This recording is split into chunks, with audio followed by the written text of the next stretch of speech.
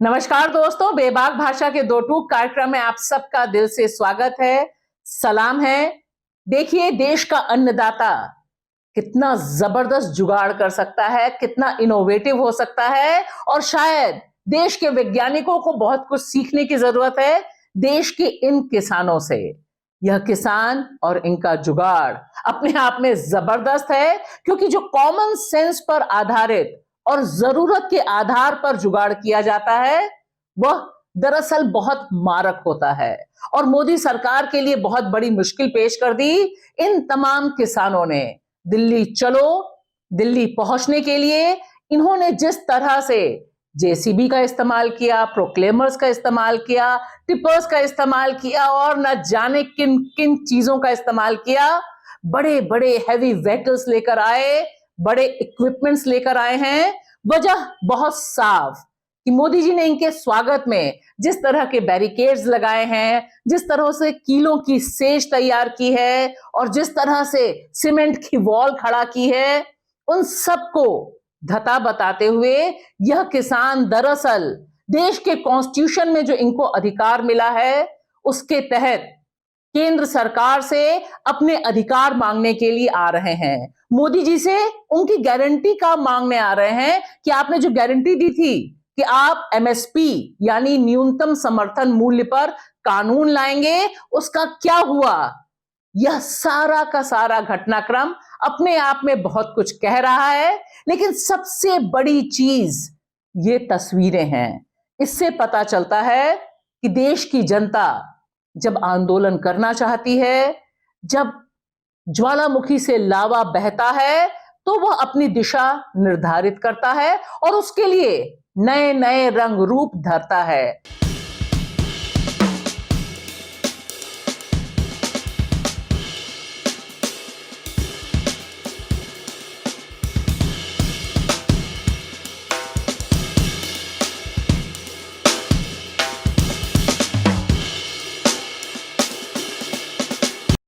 और देखिए ना, देश के अन्नदाता आखिर गुस्से में क्यों ना हो।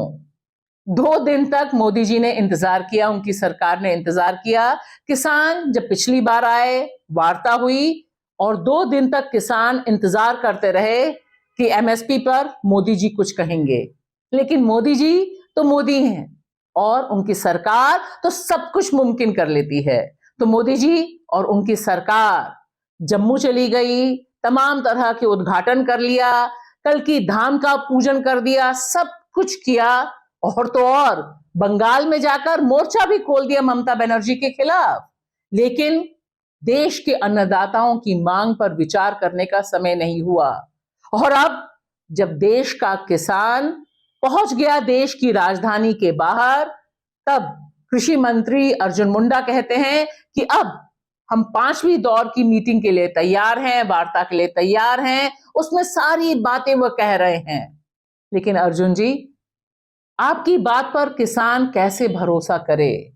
क्योंकि देखिए, यह जो तैयारी है किसानों की, ये जो 2 दिन से वे इंतजार कर रहे थे, और उसके बाद जब वे देश की राजधानी की सरहद पर पहुंचते हैं, बॉर्डर पर पहुंचते हैं, तब उनके साथ जो व्यवहार है, जो ट्रीटमेंट है, वो वही है जैसा पिछली बार था। इस बार भी आपके ड्रोन बम वर्षा करते हैं, आंसू गैस छोड़े जाते हैं किसानों के ऊपर। और आप चाहते हैं कि किसान बिना तैयारी के निहत्थे आए और आंसू गैस का शिकार हो, आंखों से पानी बहे, सांस लेने में दिक्कत हो। और पिछली बार किसानों का यह भी कहना था कि उन्हें छर्रे भी लगे थे। यह सब कुछ आपका किया धरा है मोदी जी, क्योंकि जब किसान आ रहे हैं तब उनसे बात करने के बजाय आप कीलों की सेज लगाते हैं। और आप देश की राजधानी में जिस तरह से बैरिकेड लगाते हैं, उससे वहां के नागरिकों को तो दिक्कत होती ही है, किसानों को एक विलेन के तौर पर पेश किया जाता है। इसकी काट किसानों ने इस बार की है। और देखिए, ध्यान से देखना चाहिए मध्यम वर्ग को। यह तमाम वीडियोस और तमाम फोटोज बार बार देखने और दिखाने की जरूरत है। कि बुलडोजर बाबा सिर्फ योगी नहीं हैं, बुलडोजर मामा सिर्फ शिवराज जी नहीं हैं, बुलडोजर का इस्तेमाल किसान और तमाम और लोग भी कर सकते हैं, क्योंकि बुलडोजर को चलाता इंसान ही है।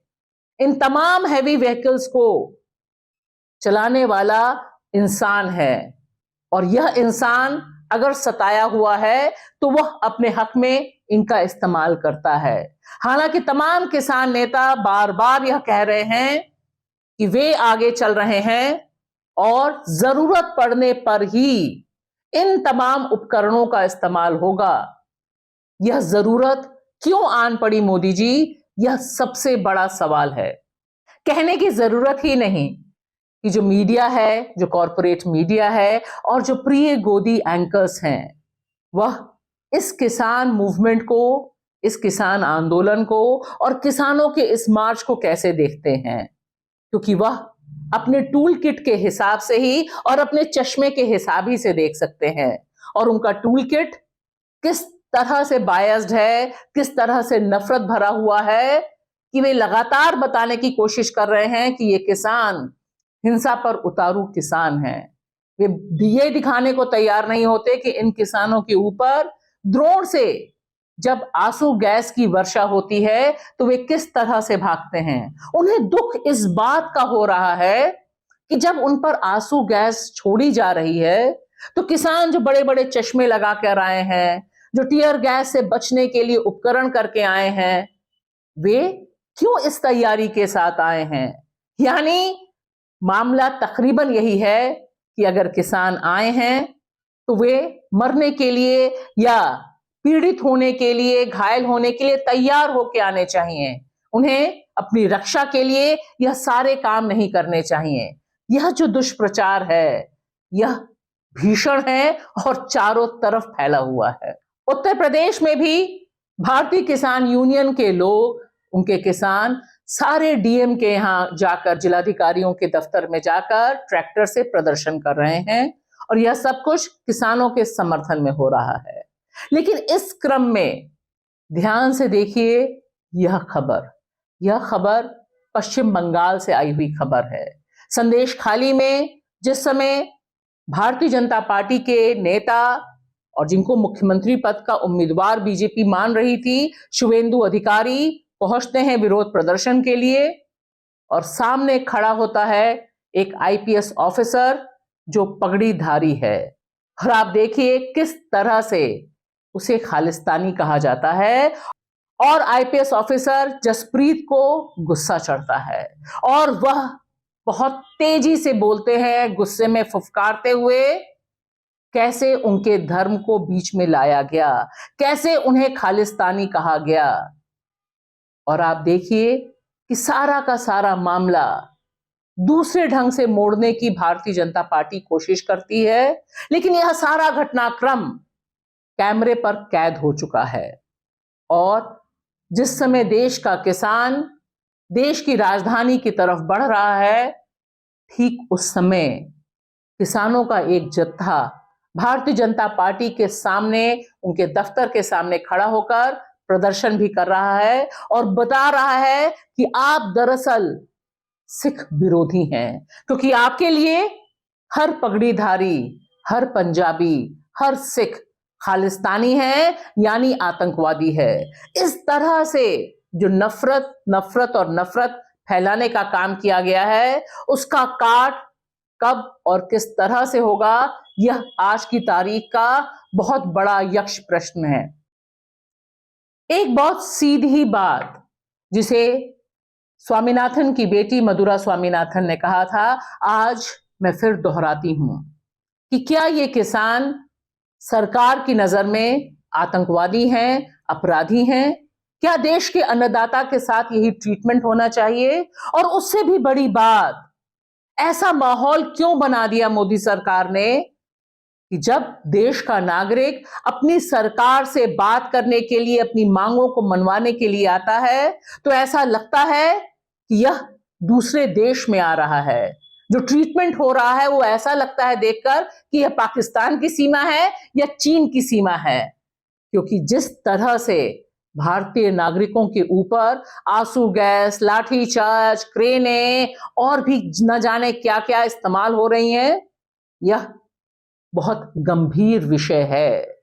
क्योंकि मोदी जी को भी यह समझना जरूरी है कि 2024 में जो राम राम राम, धर्म धर्म धर्म के आधार पर राजनीति वह करना चाह रहे हैं, उसको भी रोटी की जरूरत होती है, उसको भी अनाज की जरूरत होती है। बिना अन्नदाता के न मोदी जी चल सकते हैं, न आप चल सकते हैं और न हम चल सकते हैं। शुक्रिया।